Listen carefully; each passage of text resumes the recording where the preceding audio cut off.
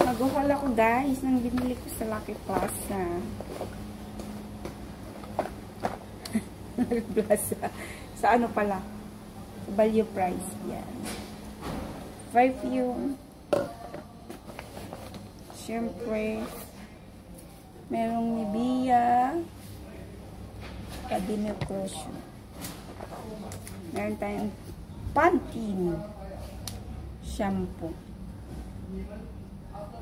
Yan, shampoo. Bimili ako ng isa lang ba nabili ko? Yan, dalawa.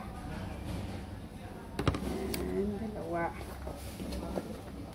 Tapos bumili ako ng shampoo din na malaki. Pantene. Tapos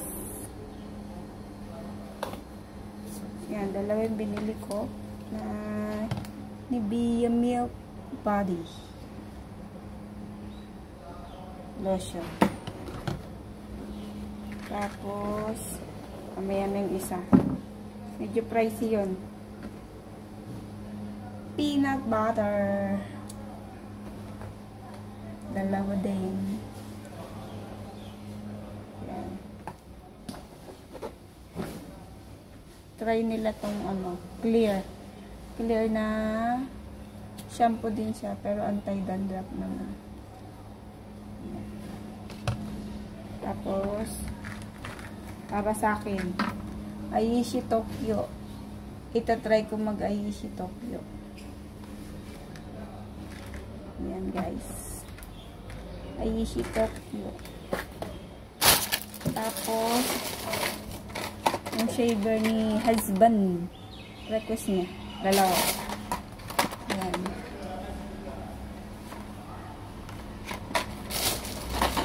Tapos dun sa pimples ko, tinay ko bumili ng Himalayan soap. $7 to sa ano, sa Lucky Plaza.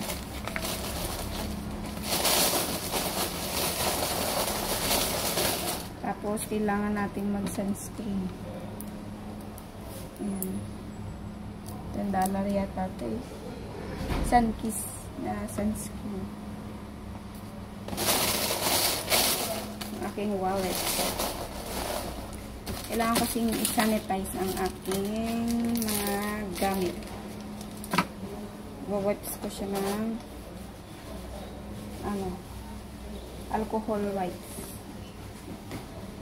Hindi ko siya pwedeng ipasok doon kung hindi malinis.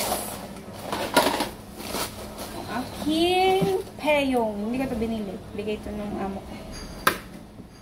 Ito lang ang i-wipes ko. Yung aking mga gamit. Pero ito hindi ko na i-wipes kasi padala ko naman yun.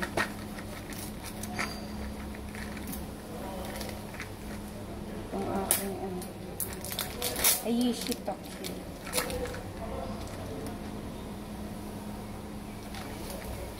Yan lang guys. Part 2 na lang. Hindi pa ako nakakaano eh. Part 2 na lang sa susunod. Part 1 pa lang. Bye guys!